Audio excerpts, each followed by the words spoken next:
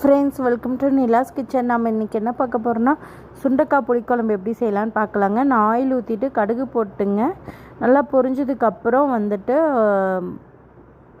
பூண்டு, சின்ன வெங்காயம், கறிவேப்பிலை போட்டு நல்லா வதக்கிட்டுங்க. நான் ஒரு 3 தக்காளி எடுத்து நல்லா மிக்சியில் அரைச்சி எடுத்துட்டேங்க.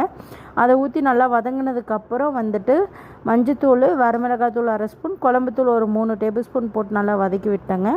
இப்போ எடுத்து வச்சுருக்க சுண்டைக்காயும் அதிலே போட்டு நல்லா டீப்பாக ஃப்ரை பண்ணிக்கலாம். இந்தளவுக்கு நல்லா ஃப்ரை பண்ணிக்கணும்.